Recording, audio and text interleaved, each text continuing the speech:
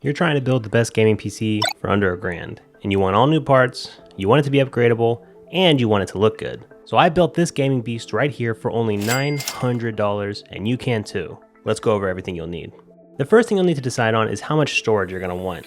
1 terabyte is always a good starting point, but with the size of AAA games these days, if you can afford it, you might want to go with 2 terabytes or more, just so you don't have to worry about it. But there's more to the decision than just the size.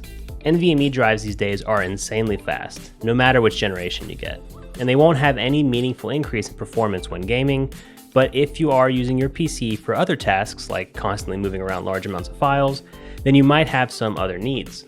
For me personally, a good middle ground between price and performance is to get a PCIe Gen 4 drive with a DRAM cache, which is not available on most budget drives.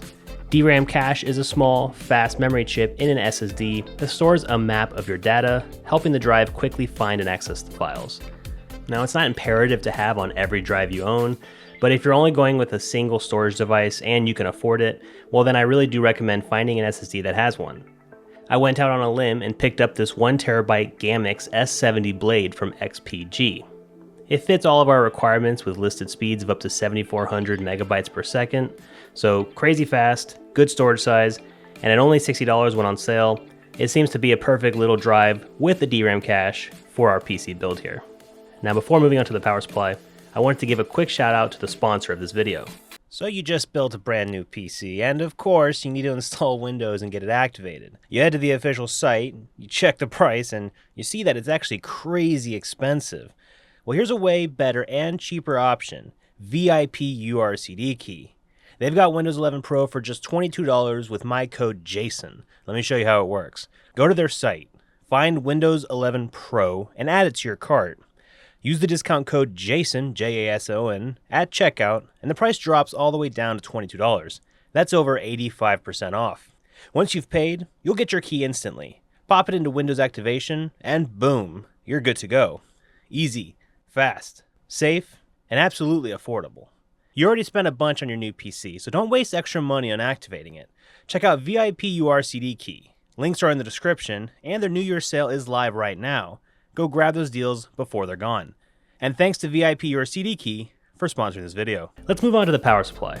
At this price range, we don't really want to go bottom of the barrel, but it would also be kind of a waste to go super duper platinum 1200 watts of insanity. We just want something in the middle that will support our components now and in the future. And for me, that means this 600 watt power supply from Apivia. It's under the C tier on the power supply tier list, has some good reviews, and anecdotally, I haven't had issues with any of the units I've purchased and used over the years. Now, does that mean you won't have any problems? Well, no. There's always a possibility that you buy one and it explodes the second you plug it in. But realistically, that chance is incredibly low and not even worth worrying about. The PSU has an all-black design with black cables, so no ketchup and mustard for us. But it unfortunately is not modular at all, which is a little bit of a bummer, but for only $52, this thing has been a tank through the years, and I think it's a great value for, 90% of PCs out there. Moving on to the chassis, I usually like to sit around and wait for cheap cases to become even cheaper, but we're working with some money here, so we don't have to go for the cheapest stuff. I want something that is easy to build in, has good quality, and looks good from an aesthetic standpoint. I poked around and decided to try out this guy, the Thermaltake View 270. At only $65, it has a remarkable look and build quality that I can totally stand behind. It's a mid-tower case that has support for up to EATX motherboards, so it can handle basically anything.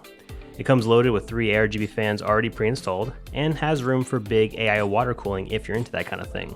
And it's got that fancy front and side tempered glass side panel, so you can get an even better look at your computer and impress the ladies. You do have ladies coming over, don't you? The case also has USB-C access on the front, so that's a nice modern touch. Oh, and the case does come with 3 fans already, which is perfectly fine for this build, but I went ahead and bought 3 more just to throw in for a little extra looks for $12. It's a 3-pack from the same manufacturer, so it should just blend in nicely, but again, totally optional. Alright, now that we've eaten our vegetables, we can finally move on to the main course. When picking a processor, I needed to decide either Intel or AMD. And to be honest, I just personally really like AMD's newest lineup compared to the new Intel Core series, so we are going to go AM5 for this build. AMD has a long reputation of supporting their chipset for many years, so going AM5 ensures us that if we ever want to upgrade down the line, we can simply throw in an upgrade and be good to go. With AM5 now chosen, we needed a motherboard that has some good VRM cooling, and has some nice to have modern features that may not increase performance technically, but will go a long way with making this PC, easy to use and relevant for many years. New motherboards can get really expensive, so I found one on sale on Woot for $110 that seemed to be a really great motherboard for the price. This is a B650 Eagle AX from Gigabyte. The B650 chipset is a good middle ground between cheap and expensive when it's concerning AM5, and it should be fine for any upgrades we want down the line. On top of that, we get all the normal nice to haves.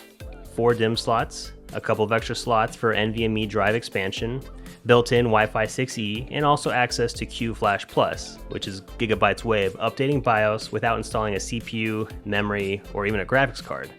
Very handy for upgrades down the line or even troubleshooting. The I/O on the back is pretty good, even coming with a USB-C port, but it's not USB 4, and the included Ethernet is only gigabit speeds, so I guess we know where they save some money on this board. But other than that, I think it's a fantastic motherboard that is going to help us get some amazing performance. And the CPU we're throwing in here is the Ryzen 5 9600X. It's a 6-core, 12-thread processor that can boost up to 5.4 GHz. This thing might be on the lower end of the AM5 totem pole, but it's still surprisingly powerful, especially for gaming. I picked this CPU up during Prime Day for $156 from Amazon, and for that cost, this thing has some amazing value. It's built on the Zen 5 architecture and has some great synergy if you pair it with an AMD graphics card. Whether you are streaming, gaming, or video editing, you should have no problem with this processor. And to cool the CPU, we don't need anything extravagant. I really prefer air coolers to water though, mostly because, other than looking cool, water cooling offers very little benefits. Air cooling is cheaper, less likely to break, and it costs far less. Any $15 cooler from Amazon would be fine, but Woot was selling these Cooler Master Hyperspectrum V3. It's just a simple 4 heat pipe air cooler with an ARGB fan. It will look good, and it will be more than enough for our CPU. This thing only ran me $10 brand new, so not an insane discount, but every dollar counts when you're on a budget. DDR5 RAM prices have come down quite a bit from when they first came out, but there's still a lot of variability when it comes to capacity, speeds, and reliability. There's a sweet spot, of course, although it could be up for debate. I think 32 gigs, 6,000 megatransfers per second is going to be perfect for just about anyone. And as long as it comes from a reliable company, then we will be sitting pretty. This is 32 gigabytes of DDR5 RAM with a speed of 6,000 and a cast latency of 36. It's running in dual channel mode and comes from Crucial, who is definitely one of the most reputable brands when it comes to memory and storage. There's no RGB, but it is just a simple blocky and black design that I actually prefer over having bright rainbow sticks. This ran us $77, which I feel like is a pretty good bargain for what you get here. And of course, we need a dedicated graphics card, and at this budget, we do have a lot of options actually. But I did say in this video I want everything to be brand new. So even though usually 90% of the time I buy my graphics cards used, there are some people who just refuse. And it's, mostly because they really want that assurance that it's going to work, as well as having that manufacturer's warranty. So I can't really blame them. But since we can't buy used, our options are basically the Intel B580, which is a great entry-level card if it can be found for MSRP, but it's been pretty much out of stock since it came out, or only available at insane markups. We also have the NVIDIA RTX 5060, but that only has 8 gigs of video memory, and I think we can do a little bit better than that. So I ultimately landed on the AMD RX 9600 XT, the 16 gig video memory variant to be specific.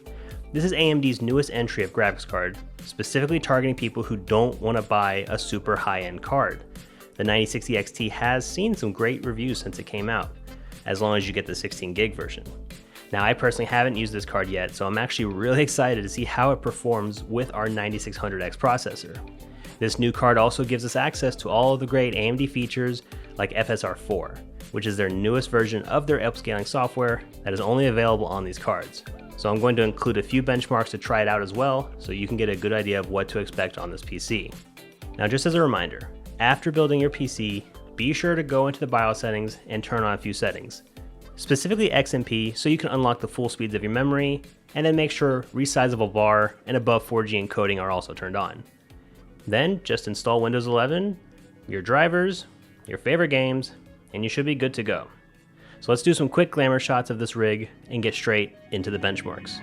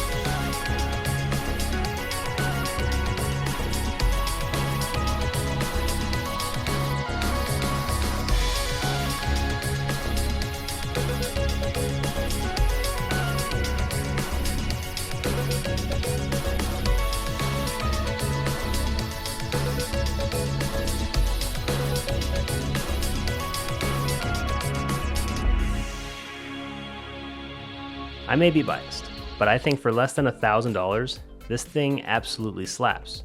And it looks pretty awesome too. I'll drop links to everything in the video description if you want to pick it up for yourself. But if you feel like $900 is a little out of your budget, you can click here to check out a PC in the $500 range that still punches way above its weight class. Please like the video if you liked it, and subscribe if you want to see more of this type of content. It's always been my dream to hit 100,000 subs on YouTube, so I really appreciate anyone who watches and supports the channel to help me achieve that dream. My name's Jason. Thanks for watching.